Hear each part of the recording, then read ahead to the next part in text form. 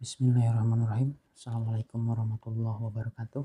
Kita lanjutkan kembali Sirah Nabawiyah tentang perjalanan atau kisah hidup dari Rasulullah Shallallahu Alaihi Wasallam. Jika kemarin kita membahas tentang dari mulai lahir sampai akhirnya menikah dengan Siti Khadijah, dan kita akan sekarang coba mengupas tentang awal-awal kenabian dari Rasulullah SAW. Jadi setelah beliau menikah dengan Siti Khadijah pada usia 25 tahun, Rasulullah SAW dengan Siti Khadijah tentunya melanjutkan kehidupan berumah tangga dan menjadi salah satu saudagar yang paling kaya di Mekah. Bahkan ada dalam riwayat bahwa kekayaan Siti Khadijah itu ketika dan Rasulullah SAW di usia 35 tahun menjadi bisa dikatakan paling kaya di kota Mekah. Bahkan dianalogikan kalau seandainya bisa dikatakan 2/3 dari kekayaan yang ada di Mekah itu dimiliki oleh pasangan Siti Khadijah dan Rasulullah Muhammad SAW. Sampai waktu berjalan, kemudian juga mempunyai beberapa keturunan anak yang sudah dibahas di bahasan sebelumnya. Pada usia menjelang 40 tahun, Rasulullah itu seperti dalam perjalanan kehidupannya seperti dijauhkan dari hal-hal yang memang mengandung kemusyrikan seperti menyembah patung ataupun berhala. Di usia menjelang 40 tahun beliau lebih sering atau suka menenangkan diri atau bersemedi kalau bahasa kita sekarang itu dengan suka menyepi ke Gua Hiro yang ada di Jabal Nur yang jaraknya kira-kira 2 mil dari kota Mekah. Suatu gua yang tidak terlalu besar, yang panjangnya 4 hasta dan lebarnya antara 3/4 hingga 1 hasta. Beliau ke sana kadang-kadang ditemani oleh keluarga beliau atau beliau sendirian, bahkan bisa berhari-hari beliau di sana. Dan Siti Khadijah juga sering mengantar makanan kepada beliau ketika menenangkan diri di Gua Hiro. Selama bulan Ramadan beliau berada di gua ini dan tidak lupa memberikan makanan kepada setiap orang miskin yang juga datang ke sana. Jadi kalau sekarang kita ke sana dari Mekah itu luar biasa perjalanan. Kalau sekarang kan menaik kendaraan. Kalau dulu kebayang dari Ka'bah itu menuju ke Gua Hiro itu perjalanannya lumayan jauh dan terjal. Itu bisa memakan waktu beberapa jam. Kalau sekarang kan memang ada tangganya. Kebayang waktu itu tidak ada jalan yang memang diperuntukkan, jadi benar-benar gunung yang tandus gitu ya. Karena Gua Hiro itu ada di bukit yang tandus di atas bukit. Pilihan beliau untuk mengasingkan diri tentunya ini merupakan takdir dari Allah Subhanahu wa taala untuk mengosongkan diri dari hiruk pikuk dunia, kemudian juga berbagai permasalahan dunia, dikosongkan jiwanya untuk nanti selanjutnya diisi oleh wahyu dari Allah Subhanahu wa taala. Begitulah Allah mengatur dan mempersiapkan kehidupan Muhammad SAW untuk mengemban amanat yang sangat besar, merubah wajah dunia dan meluruskan garis sejarah. Allah telah mengatur pengasingan ini selama 3 tahun bagi Rasulullah SAW sebelum membebaninya dengan risalah. Jadi kurang lebih mungkin selama 3 tahun ini beliau sering mengasingkan diri di Gua Hiro, untuk selanjutnya setelah 3 tahun beliau menerima risalah atau wahyu pertama dari Allah Subhanahu wa taala lewat malaikat Jibril.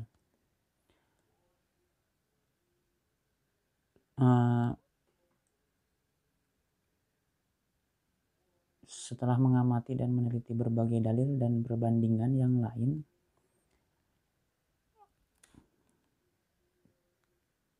maka ditetapkan oleh para ahli sejarah bahwa Rasulullah SAW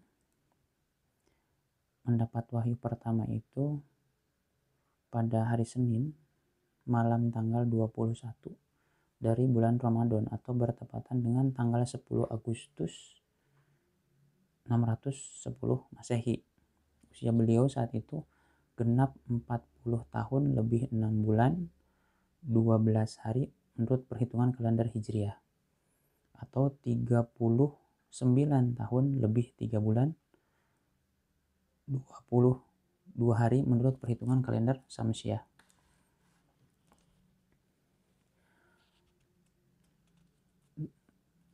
Dari Aisyah radhiyallahu an yang hendak meriwayatkan kepada kita kejadian ini yang berdunia karena cari Allah, menguat tabir kegelapan, kekuburan, kesesatan, hingga dapat merubah jalan kehidupan dan meluruskan garis sejarah. Aisyah radhiyallahu an berkata, awal permulaan wahyu yang datang pada Rasulullah SAW ialah berupa mimpi yang hakiki di dalam tidur. Beliau tidak melihat sesuatu dalam mimpinya, melainkan ada sesuatu yang datang menyerupai fajar subuh. Kemudian beliau paling suka mengasingkan diri. Beliau menyendiri di Gua Hiro dan beribadah di sana pada malam-malam hari sebelum pulang ke keluarga dan mengambil bekal. Beliau menemui Khadijah dan mengambil bekal seperti biasanya. Hingga datang kebenaran tatkala beliau sedang berada di Gua Hiro. Malaikat mendatangi beliau seraya berkata, bacalah. Berikut ini penuturan beliau, aku tidak bisa membaca, kata Rasulullah SAW. Kemudian malaikat Jibril, kata Rasulullah, memegangiku dan merangkulku hingga aku merasa sesak. Kemudian melepaskanku seraya berkata lagi, bacalah. Aku menjawab, tidak bisa membaca. Dia memegangiku dan merangkulku hingga ketiga kalinya, hingga aku merasa sesak. Kemudian melepaskanku dan berkata, Iqra bismi rabbikal ladzi khalaq, khalaqal insana min 'alaq, Iqra wa rabbukal akram alladzi 'allama bil qalam, 'allamal insana ma lam ya'lam. Bacalah dengan menyebut nama Rabbmu yang menciptakan. Dia telah menciptakan manusia dari segumpal darah. Bacalah, dan Rabbmulah yang paling pemurah, yang mengajar manusia dengan perantaraan Al-Qalam. Dia mengajarkan kepada manusia apa yang tidak diketahuinya. Surat Al-Alaq ayat 1-5. Ini merupakan wahyu pertama yang disampaikan Jibril kepada Rasulullah SAW. Rasulullah SAW mengulang bacaan ini dengan hati yang bergetar, lalu pulang menemui Khadijah bin Khuwailid seraya berkata, selimutilah aku. Maka beliau selimuti hingga badan beliau tidak lagi menggigil layaknya terkena demam. Kemudian Rasulullah bertanya, apa yang terjadi padaku? Maka dia memberitahukan apa yang baru saja terjadi. Beliau bersabda, aku khawatir terhadap keadaan diriku sendiri. Kemudian Khadijah berkata, tidak, demi Allah, Allah tidak akan menghinakanmu selamanya karena engkau suka menyambung tali persaudaraan ikut membawakan beban orang lain, memberi makan orang yang miskin, menjamu tamu, dan menolong orang yang menegakkan kebenaran. Jadi kalau kita melihat, menyimak dari kisah ini bahwa ketika Rasulullah SAW mendapat wahyu pertama, beliau sangat menggigil dan mungkin kalau kita sekarang pingsan ya, antara percaya tidak percaya sampai pulang ke rumah. Dan di sini luar biasanya Khadijah sebagai seorang istri yang soleha, tanpa bertanya ada apa atau kenapa, beliau langsung memahami apa yang dialami oleh Rasulullah dan coba menenangkan beliau.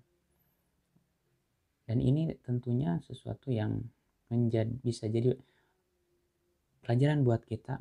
Kita terkadang suka menghakimi orang sebelum kita tahu dari inti permasalahannya.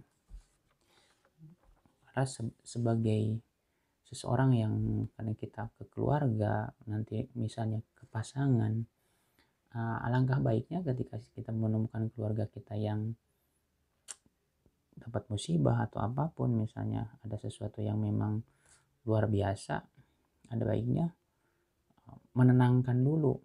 Kalau kita sekarang banyaknya nanya dulu ada apa, sehingga bukan menenangkan, malah membuat makin tegang gitu ya. Kemudian karena Khadijah ini ingin memastikan apa yang terjadi dengan Rasulullah SAW, kemudian Khadijah menemui Warakah bin Naufal bin Asad bin Abdul Uzza, anak paman Khadijah. Warakah adalah seorang Nasrani semasa jahiliyah. Dia menulis buku dalam bahasa Ibrani dan juga menulis Injil dalam bahasa Ibrani seperti yang dikehendaki Allah. Dia sudah tua dan buta. Khadijah berkata, "Wahai anak pamanku, dengarkanlah kisah dari anak saudaramu yaitu Rasulullah SAW." Warokah bertanya kepada beliau, "Apa yang pernah engkau lihat, wahai anak saudaraku?" Jadi Warokah ini bertanya pada Rasulullah SAW, apa yang terjadi. Rasulullah SAW mengabarkan apa saja yang telah dilihatnya. Akhirnya Warokah berkata, "Ini adalah namus yang diturunkan Allah kepada Musa. Andaikan saja aku masih muda pada masa itu, andaikan saja aku masih hidup tatkala kaummu mengusirmu." Kemudian Rasulullah bertanya, "Benarkah mereka akan mengusirku?" Warokah menjawab, "Benar, tak seorang pun pernah membawa seperti yang engkau bawa, melainkan akan dimusuhi. Andaikan aku masih hidup dan pada masamu nanti, tentu aku akan membantumu secara sungguh-sungguh." Warokah meninggal dunia pada saat-saat turun wahyu tadi. Ya. Kemudian dalam versi yang lain, At-Tabrani dan Ibnu Hisham meriwayatkan yang intinya menjelaskan bahwa beliau pergi meninggalkan Gua Hiro setelah mendapat wahyu, lalu menemui istri beliau dan pulang ke Mekah. Adapun riwayat At-Tabrani menyebutkan sekilas tentang sebab keluarnya beliau dari Gua Hiro, yaitu Rasulullah SAW bersabda, "Tidak ada makhluk Allah yang paling kubenci selain dari penyair atau yang tidak waras. Aku tidak kuat untuk memandang keduanya." Beliau bersabda lagi, "Maka aku pun pergi dan hendak melakukan hal itu. Namun di tengah gunung tiba-tiba kudengar suara yang datangnya dari langit. Berkata, 'Wahai Muhammad, engkau adalah Rasul Allah dan aku Jibril.' Kemudian Rasulullah menundukkan kepala ke arah langit, yang ternyata di sana ada Jibril dalam rupa seorang laki-laki dengan wajah yang berseri. Kedua telapak kakinya menginjak ufuk langit seraya berkata, 'Wahai Muhammad, engkau adalah Rasul Allah dan aku Jibril.'"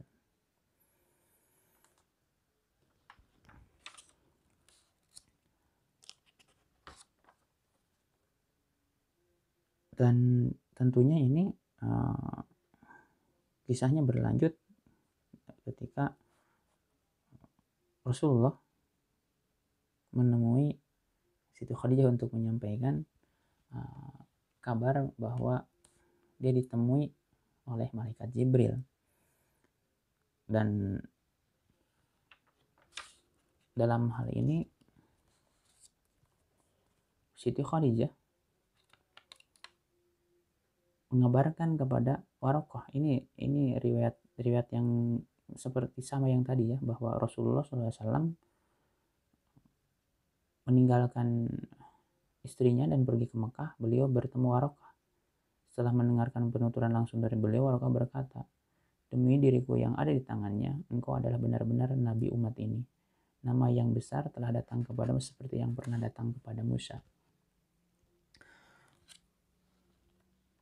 Jadi ketika apa yang dialami Rasulullah SAW dalam beberapa pengasingan selama kurang lebih 3 tahun, kemudian beberapa bulan terakhir mengalami mimpi, yang di dalam mimpi itu tidak melihat apapun kecuali seperti melihat sesuatu yang datang menyerupai fajar yang subuh, itu terus berulang.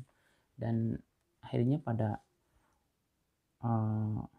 di waktu yang telah ditentukan Allah Subhanahu wa taala, maka malaikat Jibril datang untuk menyampaikan wahyu pertama, yaitu surat Al-Alaq 1 sampai 5. Dan ketika itu disampaikan pada Warokoh itu yang tadi disebutkan di awal, bahwa Warokoh ini adalah seorang Nasrani. Dia menulis buku dalam bahasa Ibrani dan juga menulis Injil dalam bahasa Ibrani. Dan Warokoh ini tahu betul tentang kisah Nabi Musa. Jadi persis sama yang dulu ketika dialami Nabi Musa. Jadi, dan Warokoh menyampaikan bahwa kau akan menjadi orang besar, akan menjadi utusan Allah Subhanahu wa taala. Sedikit penjelasan tentang pembagian wahyu selanjutnya, bahwa ada baiknya jika kita mengetahui terlebih dahulu pembagian wahyu yang merupakan sumber risalah dan batasan-batasan dakwah. Ibnu Qayyim berkata, menyebutkan tingkatan-tingkatan wahyu, yaitu mimpi yang hakiki ini merupakan permulaan wahyu yang turun kepada Nabi Allah Rasulullah Muhammad SAW. Kemudian yang kedua, apa yang disusupkan ke dalam jiwa dan hati beliau tanpa dilihatnya, sebagaimana yang dikatakan Nabi SAW, sesungguhnya Ruhul Kudus yang menghembuskan ke dalam diriku, bahwa suatu jiwa sama sekali tidak akan mati hingga disempurnakan rezekinya. Yang ketiga, malaikat muncul di hadapan Nabi Muhammad SAW dalam rupa seorang laki-laki, lalu berbicara dengan beliau hingga beliau bisa menangkap secara langsung apa yang dibicarakannya. Yang keempat, wahyu itu datang menyerupai bunyi gemerincing lonceng. Ini merupakan wahyu yang paling berat dan malaikat tidak terlihat oleh pandangan Nabi SAW hingga dahi beliau berkerut mengeluarkan keringat sekalipun pada waktu yang sangat dingin. Yang kelima, Nabi SAW bisa melihat malaikat dalam rupa aslinya lalu menyampaikan wahyu seperti yang dikehendaki Allah kepada beliau. Wahyu seperti ini pernah datang 2 kali sebagaimana yang disebutkan Allah dalam surat An-Najm. Wahyu yang disampaikan Allah kepada beliau yaitu di atas lapisan-lapisan langit pada malam Mi'raj, berisi kewajiban salat dan lain-lainnya. Kemudian Allah berfirman secara langsung dengan Nabi SAW tanpa menggunakan perantara. Sebagaimana Allah berfirman dengan Musa bin Imran. Wahyu semacam ini secara pasti berlaku bagi Musa berdasarkan nas Al-Quran dan menurut penuturan beliau dalam hadis tentang Isra. Demikian, ini merupakan awal mula Rasulullah SAW menerima wahyu dari Allah Subhanahu wa taala lewat malaikat Jibril. Demikian, terima kasih. Assalamualaikum warahmatullahi wabarakatuh.